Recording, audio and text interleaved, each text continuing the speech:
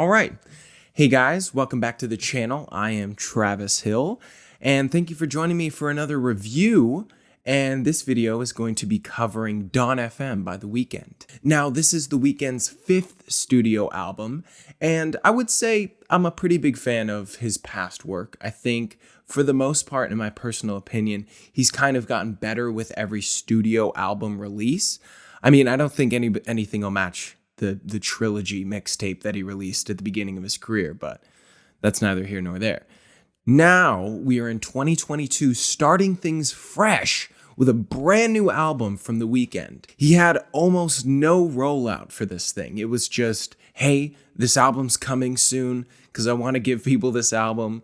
And here it is, like a few days later. And the only single that was released that finds its way onto this album is Take My Breath. Actually, the extended version, which I happen to prefer over the single version that came out. Now, I gotta say, I really like this project, and I think it continues his streak of getting better over time. To be honest, I think this is his most consistent album we've felt so far. I think After Hours had a couple sleepers, a couple tracks that weren't all there in terms of structure or really hitting that wow factor, but Dawn FM, for the most part, every track is at least decent. I will say that much. Now, it doesn't mean the entire record has amazing gems back to back to back to back. From the first run of tracks, it may seem like that because I do, for the most part, prefer the first half of the album to the second half. I just think the run from Gasoline to the track with Tyler, the Creator, is incredible. Like he did great things with that. We have a little interlude by Quincy Jones, and the intro, surprisingly epic and just kind of reels you into the record in a way that just, I can't remember the last time I've had an intro do that for me. Now we get some nice vocal narration from the great Jim Carrey. I think he was great on the project too. He has his own track, sort of like spoken word, like a poem at the very end of the album. He just has his own moody, gritty track. But let's get into what makes this album special. I feel the production alone is just incredible. It's like a retro throwback kind of feel, but using the modern aspects of today's production and quality to bring us something really special and something we've never really heard before. Yeah, like the grooves and the bass and the synths of some of these tracks, like they're so like electrifying. Sometimes like you just want to get up. With Take My Breath, I still feel like that's one of the stronger songs on the album. It's just that infectious chorus. It just makes you feel so good when the synths bounce with his words. I don't know. I just can't explain it better than that. Sacrifice has an amazing like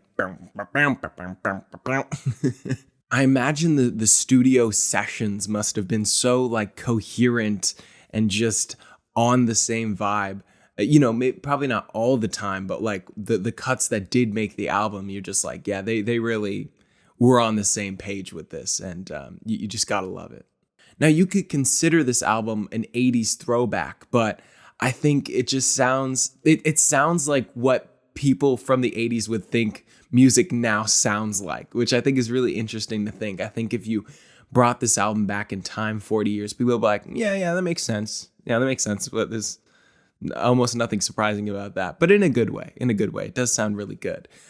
Something special, I think Weeknd's performances have gotten a lot better. Now, it's nothing really flashy, but I feel his singing is just connected with the words and phrases and his lyrics in a way that I haven't really felt before. I think it's just so genuine now, and it's just this lightning in a bottle energy that makes me wonder how long it took him to record this album and what the process was for him. Because I think not all the time he's landing in terms of lyrics, or it's incredibly like thought-provoking.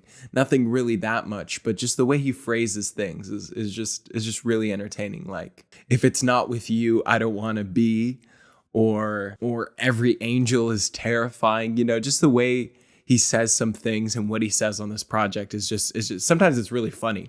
Like the track Every Angel is Terrifying. That's just a fun track. You might think it's just to pad the track list, but to be honest, I think it brings a lot of life and unique quality to the record as a whole, and I actually really like that track. Now, my biggest con I think I would have with this album overall is that some tracks towards the end of the record, like Starry Eyes and I Heard You Were Married, and even to a certain extent, Best Friends, which I do think is a decent cut and I like what it was going for. But some of these tracks just feel too like low key and don't really do much for me. You know, I think it isn't so much about like the structure of the track and the performance. I think it's all fine, but it doesn't really do anything that other tracks don't do better. I think what it was going for, it just like did the bare minimum. Now, speaking of bare minimum, that little Wayne feature on I Heard You're Married, oh man. I mean, listen. Wayne is a legend. Like he's amazing for sure. He's proven himself. He's come out with some great features recently, like the Sinister on that Corday album and Gang Gang on Polo G's album. I thought those were solid features, but yeah, this just wasn't it. It just was so like not fitting the vibe of the track. And I wasn't a huge fan of the track in general, but I was like, okay, this is fine. It was just like the lyricism was just not there. He was going for something and it just didn't land. He was going for more of like a melodic rap, but like a softer kind of side, but also making it like bang. It just didn't work. It was definitely my least favorite part of the album as a whole overall. And I just wish it didn't go through.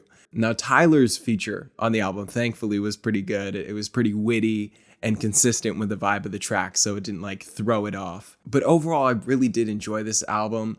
I keep coming back and keep finding, you know, like production aspects that I didn't catch the first time, or lines from the Weeknd where I'm just like, okay, that's like so dramatic, bro. But like it just fits, and it's just nice to listen to. The thing I like about this album is it's nice to listen to. It's very, in some senses, like whole. Like you're just like, man, this is just the vibe. It is, you know what I mean? So with most tracks on the album, I feel like it hits it, it nails it.